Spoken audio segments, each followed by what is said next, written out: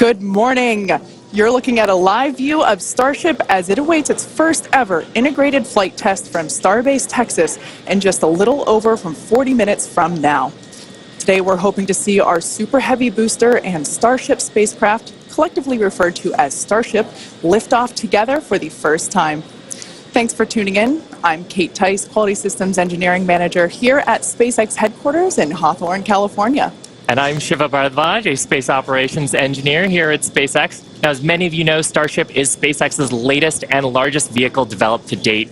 It represents a fully reusable transportation system designed to carry both crew and cargo to Earth orbit, the Moon, Mars, and beyond. If you've been following the development of Starship over the last couple of years, you know we've been doing a lot of testing leading up to this big one.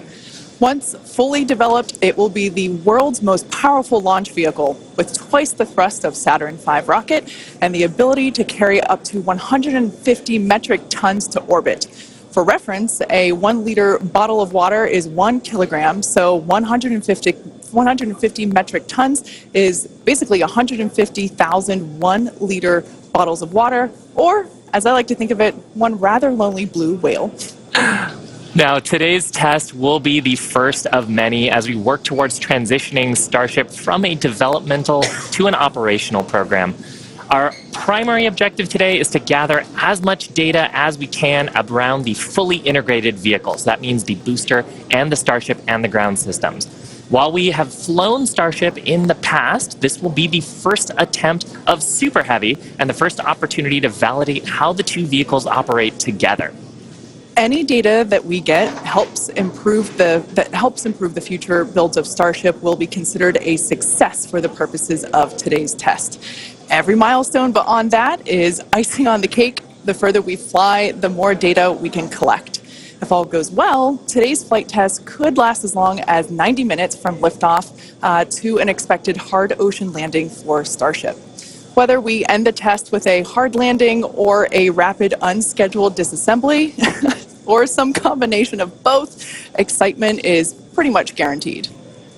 Now, if it does all go well, Super Heavy will fire up its 33 Raptor engines and it'll lift off from the launch pad down in South Texas. About 3 minutes into the flight, we're going to hope to see the Super Heavy separate from the Starship spacecraft. It'll then perform a flip maneuver. So there's that. You can see that on your screen. And then it'll boost back in order to make a hard landing in the Gulf of Mexico. And while that's happening, we hope to see Starship's 6-second stage engines ignite and watch as Starship coasts for about an hour at altitudes ranging between 150 and 250 kilometers before re-entering Earth's atmosphere and make its own hard landing in the Pacific Ocean about 250-ish kilometers offshore. Now, we are getting great camera views right now, but that's because we are on the launch pad, so we've got umbilicals and connections straight to the vehicle. But we aren't expecting to get very many good views once we get past booster separation. Yeah, we do promise, though, for any views that we do get, we will share them in real time. We are watching live with you all, so we're excited to see those views ourselves as well. Now, in a little bit, we are going to take a closer look at the vehicle and the launch pad. But first, today is a super exciting day. Everyone on the teams across Starship have been preparing, doing a number of tests and dress rehearsals for today's launch attempt. Yeah, that's exactly right. In fact, we saw a nice little recap of those tests in the intro video to today's webcast. For those of you that are following along, you know that many of those tests ended in those rapid unscheduled disassemblies, or RUDs as we like to call them. And it's been a long road to today. Just in 2022 alone, we had 9 static fires. We've had a couple of wet dress rehearsals. And of course, the launch control team has done numerous simulations as well. So major shout out to the teams that have been preparing for today's full up integrated test. In fact, we've got a shot of Star Command at the South Texas launch control team. Look at all the people ready for today's launch attempt. Yeah, that right there is our South Texas Launch Control Center. That is basically ground zero for everything that is happening today, in addition to a couple other control rooms that we have operating as well with operators on console, including the Mission Control Center here behind us here in Hawthorne, California. But with that being said, our very own Zachary Lupin is one of our SpaceX employees at our watch event in South Padre Island. Hey, Zach, how are things going on the ground? It is a great day for a test launch today, Kate. Hello, everyone. My name is Zachary Lupin, and I'm an avionics reliability engineer here at SpaceX, and I'm at the Cameron County Amphitheater, where a growing number of SpaceX employees are gathering to watch what we hope is the first liftoff of a fully integrated Starship. Now, the Starship team has worked incredibly hard for today's launch test. Over the past weekend, teams held a launch readiness review, which included a comprehensive review of all of our vehicle systems, looking at avionics, GNC, communications, software, structures, as well as our Raptor engines and propulsion in general. Now, we are only about 5 miles away from the launch pad, so it's a pretty good view for today. And as we get into, as we start to approach T-0, everyone here is clearly very excited for the events that are happening today. So as we get closer to T-0, I'm going to throw it back to Hawthorne to talk more about our rocket. Awesome. Thanks so much, Zach. And we've actually got a little bit of a crowd forming behind us, too. Now, we've got a shot of Starship on the screen. The entire Starship structure you see is made of stainless steel. And when that's fully stacked, it stands about 120 meters tall and about 9 meters around. To help you give a sense of just how big that is, we've captured a video of some of our teams doing final integration prep work in advance of today's test flight. Just like Falcon 9, Starship has 2 stages, which we will talk a little bit more about in a minute. But in addition to those 2 stages, Starship actually has a 3rd stage called Stage 0. It consists of all the launch pad infrastructure built around the rocket. You can see a great view of it there on your screen. It's truly an engineering feat in its own right. And I feel like it's something we don't talk about very often. There's a lot of infrastructure that goes into fueling and preparing the launch vehicle before a large test like this, really any launch. Now, let's talk about Super Heavy. The name says it all. It's super, it's heavy, it's super heavy. It goes by some other names, the first stage or the booster, but whatever you call it, the Super Heavy will be the vehicle responsible for powering Starship against that mighty gravitational pull we've got here on Earth. And when it's fully operational, it's going to get Starship to orbit. The booster alone stands about 70 meters tall and is about the same height as a fully integrated Falcon 9, but with a diameter roughly 2.5 times that of Falcon 9 and with 33 much larger engines. Yeah, and having those engines, and oh my gosh, I love this shot. We can see looking up into the launch mount at the 33 engines on the booster. Those are each of the Raptor engines that's going to power today's launch attempt. Yeah, this is an incredible view. One of my favorite views that we're going to get today. We don't have this kind of view on our Falcon 9 launches, so this is so exciting to see. You can even make out the paint markers indicating which engine is which. Like we said, there are 33 of them.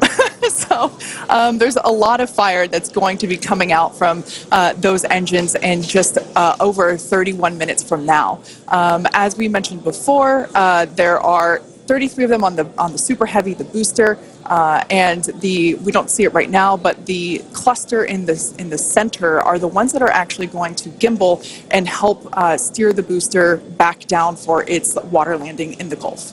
Yeah, and they're a little bit different, Kate, than our Falcon engines. So on Falcon, we use a gas generator cycle.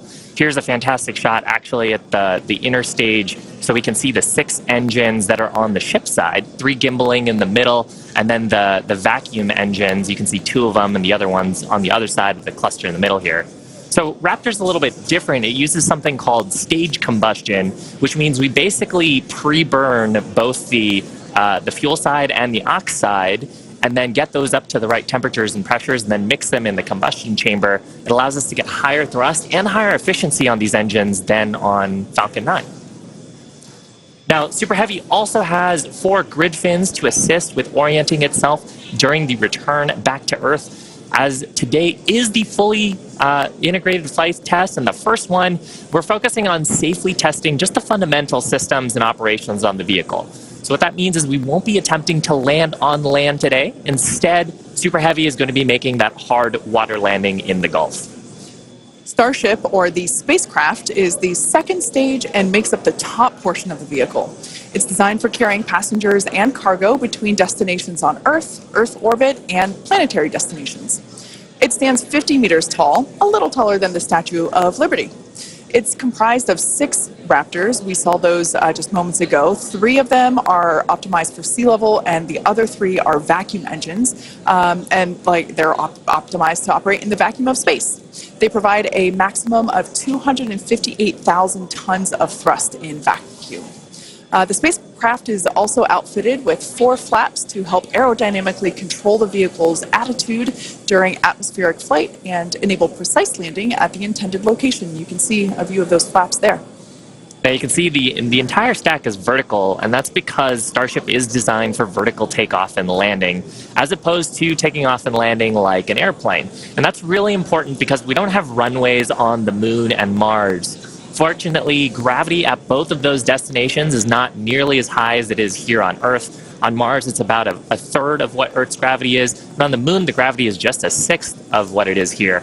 So Starship can take off in both of those cases without needing the super heavy booster like we need here on Earth. Now, for today's test, Starship does not have its landing legs attached, and that's because we aren't going to be attempting to return to the launch site or land on land.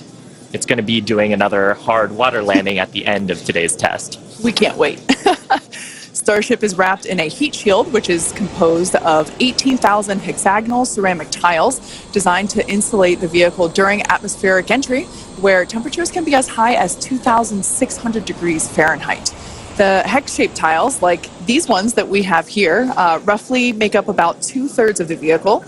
There's a couple of different geometries. The one that I have is for the circular portions of the vehicle, so it has this curvature to it, and the one that Shiva has. Yeah, this kind is a hexagonal shape, and there's several thousand of these all across the body of the vehicle. And it's worth saying we need these because when a spacecraft re-enters from orbital velocity, it's going faster than the speed of sound and causes a lot of heat to build up that has to get dissipated by these heat shield tiles. Yeah, one thing that's really cool about these is they're super lightweight. Even just holding them, we're able to even just hear how hollow they are because of the construction.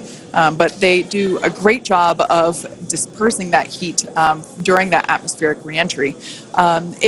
We actually produce these in-house at what we like to call the SpaceX bakeries, and they're located in Texas and Florida.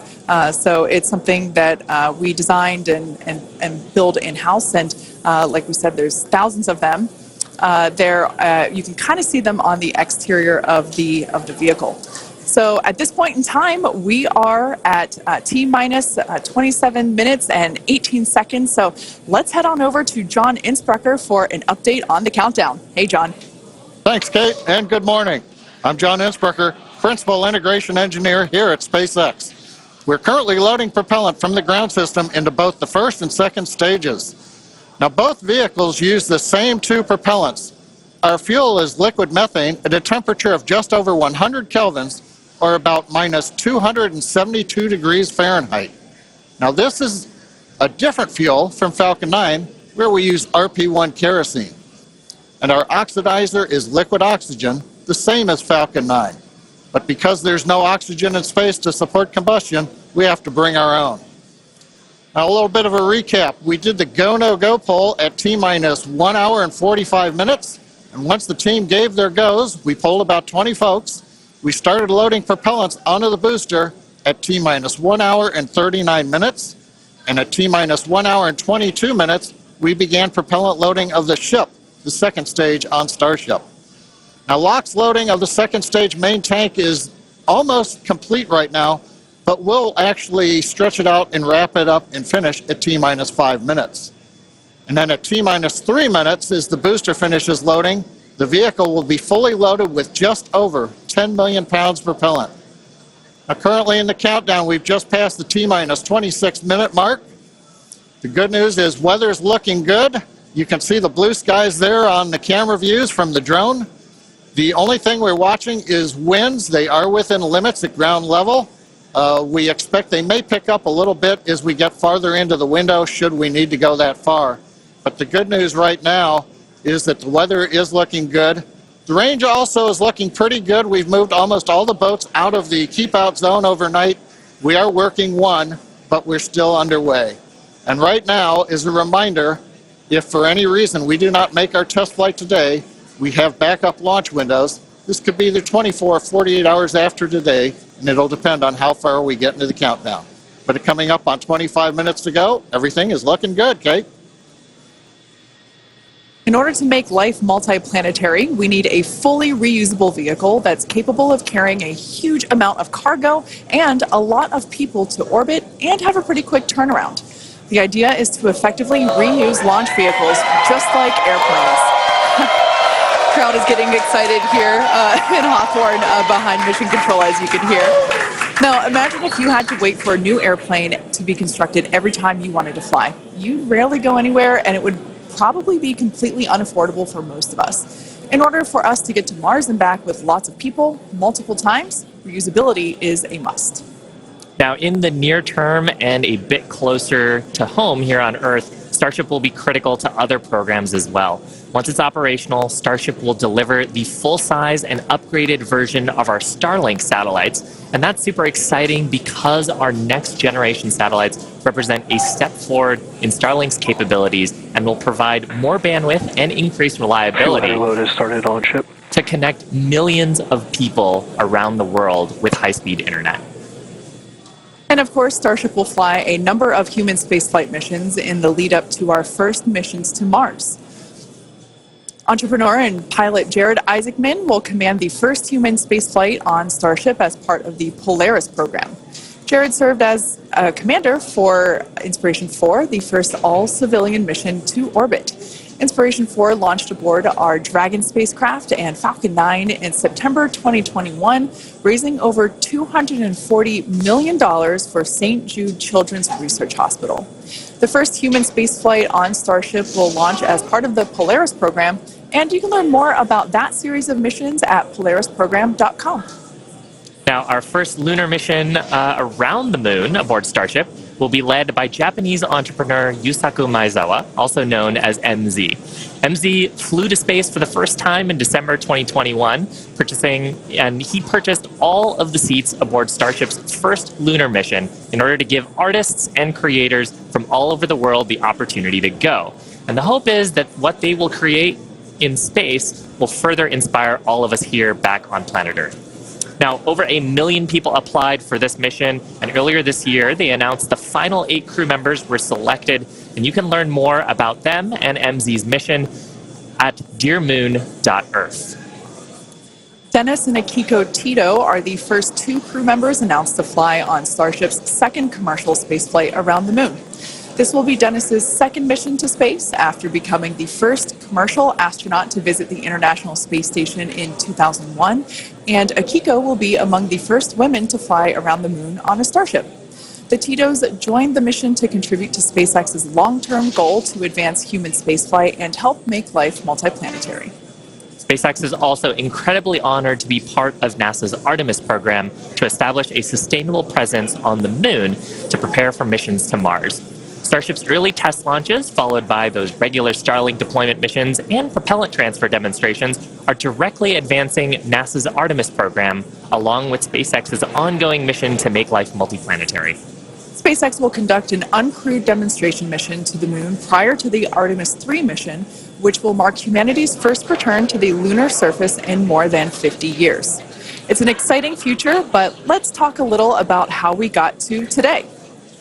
Now, Starship testing ramped up in July of 2019 with the Star Hopper prototype.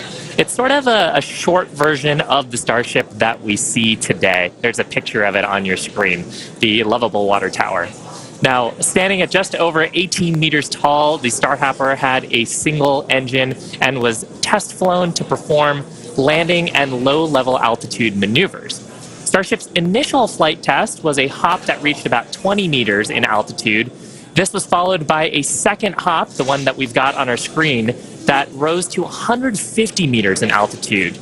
We took a little jaunt away from the launch pad and ended up landing about 100 meters or so further away from it, and you can see that on your screen. Now, notably, this was the first time that we had used a Raptor engine in flight and demonstrated control of this kind.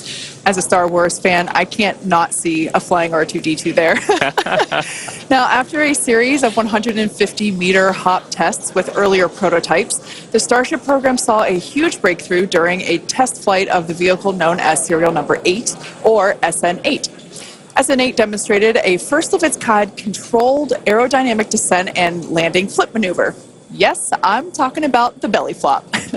This 12.5-kilometer hop test took place December 2020 and saw the SN8 prototype ascend to an altitude of 12.5 kilometers and conduct a belly flop maneuver. While it didn't stick the landing, the test was a major milestone in the development of Starship. I love seeing the belly flop maneuver. Now, testing continued with the prototype on serial number 9. That was a 10-kilometer flight test in February of 2021. We had a nominal ascent, engine cutoff, reorientation, and controlled descent were stable. However, we unfortunately had a dramatic ending to the end of that flight when we had a failure on its engine to relight. That resulted in one of those rapid unscheduled disassemblies. But what was really, really exciting about both serial numbers 8 and 9 is how quickly we were able to achieve just our primary objectives in those 2 high-altitude test flights. In addition to getting lots of great data, Starship successfully demonstrated control of the vehicle and subsonic re-entry capability. Ultimately, we performed 9 Starship high-altitude test flights in total, and in May of 2021, SN15 launched from Starbase, reached an altitude of about 10 kilometers, performed a number of maneuvers, and safely returned to the launch site. This was the first Starship prototype to fly, control its descent, safely land, and to be recovered in one piece. Now, having achieved that success in our suborbital campaign, one of the next big challenges for upper stage reusability is to survive the high heating hypersonic phase of entry.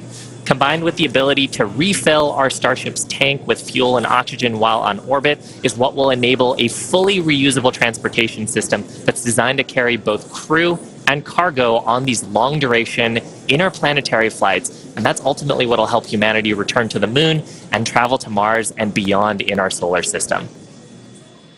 So as you can tell, it is nothing but an iterative process to get to the point that we are today and where we will go from here. That iteration is a core process of how we work here at SpaceX. We like to fly and we like to test early and often, both on the side of hardware and software. Yeah, that's an awesome point, Kate. Now, we are continuing our countdown to Starship liftoff just over 17 minutes from now. So, of course, let's check in with John for another status update. John? Thanks, Shiva. Clock is coming up on T-minus 17 minutes from liftoff. We're continuing to click towards 0. However, right now we've just begun listening in. The first stage team is working a pressurization issue.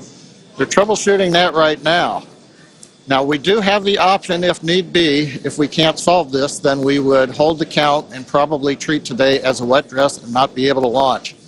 However, we are continuing to do propellant loading on both the Super Heavy and the ship stages. Now, most recently, we began loading liquid oxygen and methane fuel into the header tanks on Starship. At the very top, just underneath the nose there are 2 small spherical tanks. That's where the fuel and liquid oxygen header tanks are. That started at T-minus 27 minutes, and that propellant loading will continue until T-minus 9 minutes. We'll also continue loading the main tanks of the Starship second stage, although they're pretty much full right now. Everything will drain back as we get ready for launch at T-minus 5 minutes. Now, on the first stage, we're continuing to load the massive amount of propellant onto the Super Heavy booster. That's going to continue until T-minus 3 minutes. You can see the frost line on some of the views as both liquid methane and liquid oxygen go into the tank. It's 16 minutes and counting. We're also currently configuring the launch pad for liftoff. The booster hold downs are being prepared for the release at liftoff, and the second stage quick disconnect is beginning its configuration for release. The liquid oxygen and methane that are going into the second stage go through that quick disconnect. You can see it in some of the views, the arm that comes out just to the base of the second stage. Now it'll move out of the way as we lift off. At the same time, the SpaceX team continues to check in with the Coast Guard. We're working one boat that's in the safety perimeter. They are working to get that boat out of the way. We cleared several other boats out overnight. We're down to one, and we expect that'll be clear so that we can proceed with launch out over the Gulf of Mexico. But as a reminder, T-minus 15 minutes, 10 seconds and counting. We are working an issue on the first stage, and we'll bring an update as we get more insight into that issue. Now, today's test flight is taking place out of our Starbase facility in South Texas, and that facility has gone through a tremendous amount of change and growth in a really short period of time. Yeah, I mean, 3 years ago, not much even existed there. It was a very different scene, as you can see by that photo there on your screen. Fast forward to today, and the team is building out an entire production line. Yeah, last year they built 4 Starship Super Heavy boosters, 5 Starships, our 200th Raptor 2 engine, and this year they're targeting 5 boosters, 8 Starships in production for 2023. And really, you do need a production system to rapidly iterate, like we were talking about earlier, on the design of the vehicle as we learn more about it from these large tests. Yeah, absolutely. Pulling on my industrial engineering background, system fill is something that is critical to that goal. Being able to produce and launch multiple Starships means that we have to have a system full of those production vehicles, and we iterate on each one. So even the next Starship that will fly in whatever the next test is will be different than the one that you see there on your screen now. Now, the employees who have been at SpaceX a while say that Starbase does remind them of the early Falcon 1 days, except moving a whole lot faster. The team at Starbase is expanding as fast as the facilities are, and if you've ever wondered what life at Starbase is like, here's a quick peek.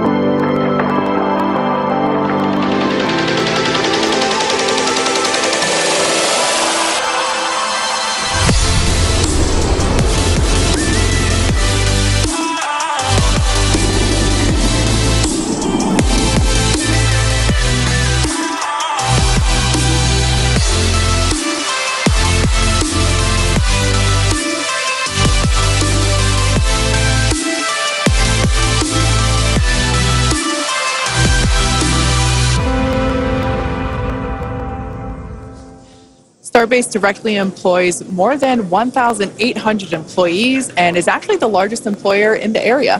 Yeah, and from that video, you can really tell, like, it's a beautiful location. It's close to the ocean. There's tons of wildlife. And that's because being close to the equator is actually a fantastic way to get to orbit. Yeah, I love that we have so many employee events that allow us to participate with ocean cleanup and other environmental efforts there. We'd also like to thank Cameron County for being so supportive for all of our work in that area.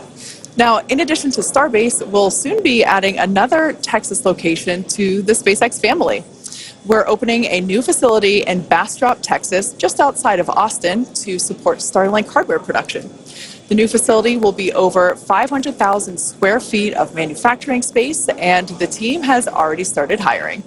Now, we have all kinds of openings in production and manufacturing for technicians and leadership and manufacturing engineers and all kinds of site support roles. Basically, if you can think of a role, we're probably hiring for it. So if you're interested in helping expand human life to other planets or helping internet access here on Earth, consider becoming part of the SpaceX team at spacex.com/careers. Now, with that, let's check back in with Zach down at Starbase one last time before launch. Howdy, Zach.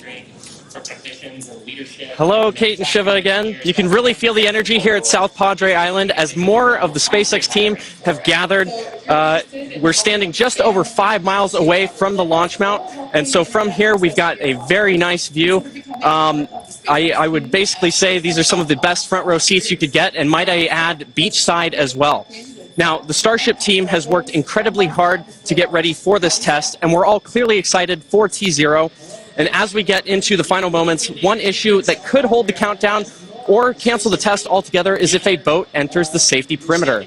Now, over my shoulder is the Gulf of Mexico, which is normally very open to all of the boaters and fishers. However, today, SpaceX is closely coordinating with the United States Coast Guard to establish a safe zone and ensure public safety. And up to T0, SpaceX is in regular communication with the Coast Guard to ensure there are no boats in the area leading up to the launch. Now, fingers crossed that does not happen. Now, I'll throw it back to the folks at Hawthorne as we get closer and closer to that T-0. To all of the boaters and fishers, however, today, SpaceX is closely coordinating with the United States Coast Guard to establish a safe zone and ensure public safety. And up to T0, SpaceX. We're just inside T-9 minutes and counting.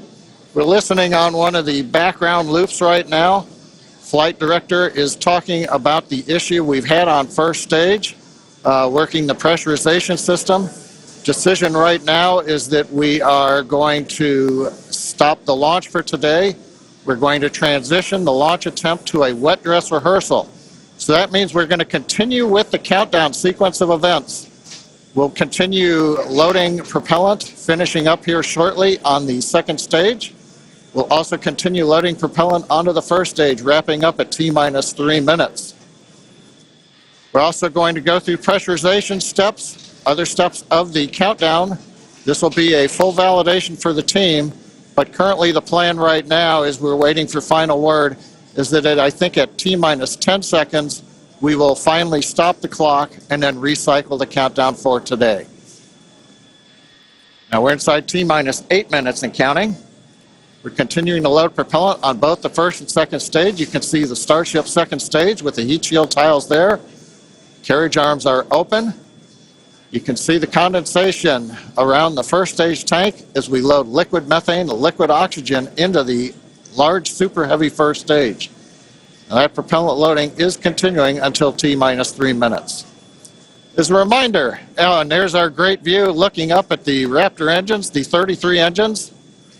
There's an outer ring of 20 engines, and then there's an inner set of 13. Those are the engines that can gimbal and adjust the course of the Starship vehicle on the way up. And of course, the first stage as it comes back down towards the water landing in the Gulf of Mexico. Now, when both stages are loaded, you can see the condensation frost on the side of the first stage. We'll have just over 10 million pounds of liquid propellant on board. Inside T-7 minutes, we're continuing to count. Team is preparing for the hold and scrub at T-10 seconds.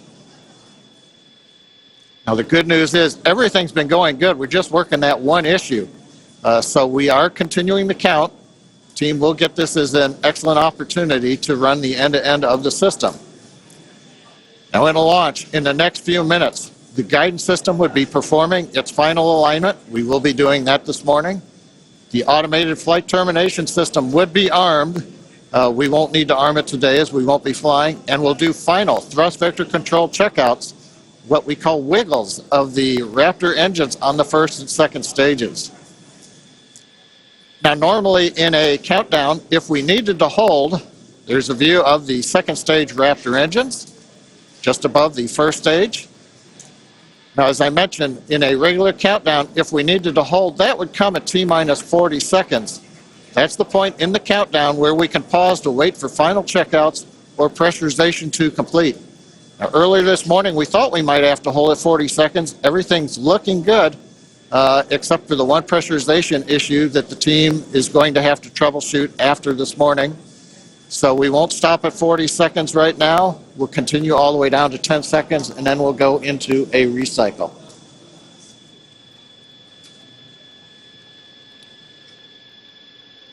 John, you mentioned that we're going to be jumping into a wet dress rehearsal here, and I actually now think we're coming up T-minus 5 minutes. Overall, though, Kate Shiva, it's been a good day. It's a little sad listening to the flight director say that we're going to have to stop at 10 seconds. But I guess that's for everybody. It gives us a real run-through of the launch vehicle. Yeah, it's unfortunate. Of course, we wanted to see fire today and lift off, but that's okay. The point of the countdown is to allow the teams to progress to that T0 time in a coordinated fashion and really to unveil any issues prior to the ignition sequence. So the countdown did its job today. It allowed us to identify that press issue, and like John mentioned, the teams are going to work through it, and we are going to basically call it off at T-minus 10 seconds. But the integrated launch teams and us, we are going to treat this as if it were still a launch day. We're going to do this, what we now call a wet dress rehearsal. Yeah, and we've mentioned the term a couple of times here. We call it a wet dress rehearsal because we are wetting the propellant tanks. We are loading propellant into the vehicle. We've talked about the frost line a little bit here. That exercises the stage 0 system, the ground system, all of our infrastructure that loads propellants onto the pad. That exercises our procedures for the mission control teams. We're monitoring telemetry on the mission control consoles, looking at the pressures and the rates and the temperatures. And some of those things look a little bit different when you're getting up to the pre-flight pressurization levels and full propellant load. So we're learning things today about the integrated tests that are going to set us up for success in a future attempt later on, hopefully in the next 48 hours or so. And Kate, like it's also worth mentioning here, we're still going to take the count through to a pretty around the T-minus 10 second mark. So we're really going to exercise everything that we would up until that point in the vehicle states and ground procedures. Yeah, it's like we said before, any data that we can collect today is super helpful, and that's exactly what we're doing. We are continuing to collect this data and allow the teams to have be better informed for the next attempt. Unfortunately, due to the needing to recycle the propellant, we are looking at a minimum of 48 hours until we are able to attempt this flight test again. So we're not quite sure what that timing will be at the moment, but we're looking at a minimum of 48 hours at this point in time. But Shiva, exactly as you said, things look a little bit different on launch day, and we allowed the countdown to do its job, to basically get to this point, to allow the teams to work through the issues, and we're going to continue, like we said before, we're going to continue all this down all the way to T-minus 10 seconds, and that will really allow the teams to pretend like this is launch day and continue and gather that data. Yeah, Kate, it's on the one hand, it's a little bittersweet. On the other hand, we watched them go all the way through. First stage propellant load, just now wrapping up. The second stage, even the header tanks up under the nose of the Starship that you can see on the monitors. Actually, that all went very well today. The weather was excellent. Everything was looking good. Sadly, we just have the one issue, but that is letting the team continue to count down. And we're going to continue with it here until we get the clock hold at T-minus 10 seconds. Yeah, so for those of you that have just joined us, we're now at T-minus 1 minute and 30 seconds to what would have been the launch of our Starship flight test, but unfortunately due to a stage 1 issue, we are going to utilize today as a wet dress rehearsal. Instead, we are not going to attempt launch. The teams are basically saying that we're scrubbing our launch attempt for today, and we are expecting a minimum of 48 hours in order to recycle. So it's all good news, though. There's nothing really to be sad about other than we had hoped to be able to lift off today, but that's okay. Now, one thing to point out for folks, when we do come back, when we clear this and we fly, one of the things you'll hear in the last minute, you won't be hearing us because we'll be listening to the countdown. But at T-minus 30 seconds, that's when the flight director would give the final go for launch. I'd love to have heard that this morning, but it's something to look forward to. Absolutely. The other thing to look at is at T-minus 6 seconds, we begin lighting the engines. Up on your monitor, you can see there, T-minus 40 seconds. We did hit the 40-second hold point, and they are holding for a moment. In the end, they will release that hold. We'll go the last 30 seconds. But yes, when we do get to day of launch, the last thing to look at is in the last 6 seconds, light the Raptor engines in succession. So unlike Falcon 9, we're going to have to do that a little longer. We're hearing right now the clock is going to hold here at T-minus 40 seconds. The Super Heavy and Starship are looking good. So with that, Kate, it's been a fast-paced morning. We got through it fairly quickly. But at this point, we're going to have to call it a morning. Yeah, that's right. So for those of you that have recently just joined us, we unfortunately had a hold on the countdown today, and that is going to scrub our launch attempts. But we are expecting a minimum of 48 hours in order to recycle. So be sure to keep an eye on our social channels, and we'll share information as soon as it becomes available. Until then, stay safe, and we'll see you soon.